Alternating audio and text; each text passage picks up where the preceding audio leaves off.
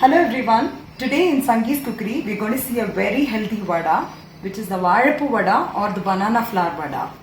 Since you all know the health benefits of vadapu, I don't have to tell you. So if your family members or children are not liking the taste of the vadapu, then this is the best thing. You should try it out. I'm sure they're not going to stop with one.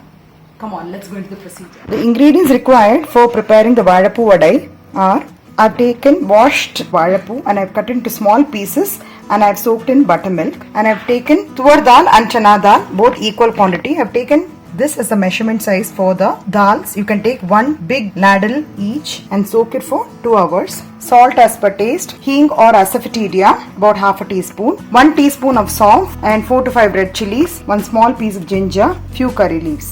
Let the dal soak for 2 hours, and the chopped vadapu, it has to be soaked in buttermilk at least for 15 minutes. First, I'm going to dry grind the red chilies, piece of ginger and salt in mixie, and I'm going to add some curry leaves as well. First, let's coarsely grind this. Now I'm going to add the soaked tur dal and chana dal. I've completely drained off the water and just adding only the dal. I'm going to add some salt required for the vada, and I'm going to grind this coarsely. For the vadapu vada, I'm also going to blanch this finely chopped vadapu. I'm going to add in this hot water. Previously I've told you I soaked it in the buttermilk. I'm going to take this out and I'm going to put it in the hot water. Basically we are soaking this in buttermilk so that it doesn't turn black. So I'll be adding the blanched vadapu in this.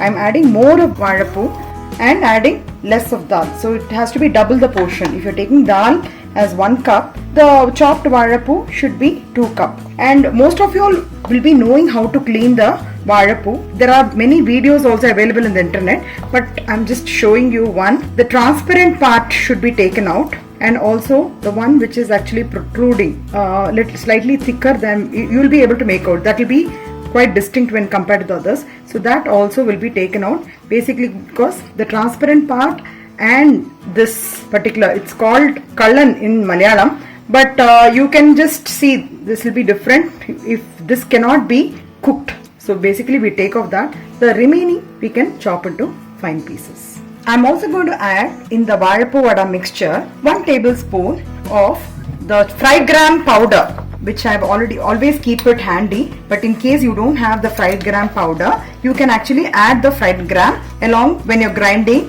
the other spices, chilies and other things. Fried gram is nothing but the chutney dal.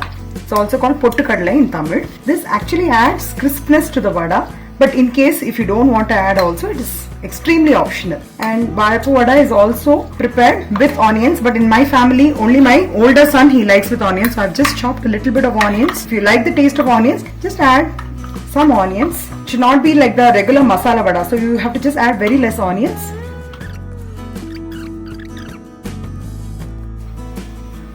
So I'm going to take a small mixture. I'm just going to press it with hands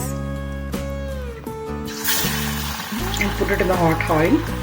Beginners can also use a plastic sheet, spearing with oil, little bit oil on the plastic sheet, and can use to spread the vada. But if you're used to making vada, you can use it in the hand itself, or you apply little bit of oil in your hands and then make a round shape. Just keep it, make sure that you keep the flame in medium, not too high, so that the vada gets cooked inside as well. Now I'm frying the vadas which has onion in it. In case you like garlic, you can also add finely chopped garlic, or you can grind it along with mixie.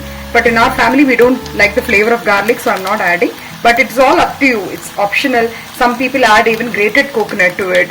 So it all depends on the taste. So I'm just showing you the regular procedure how you make the vadapu vada. The vadas have been deep fried.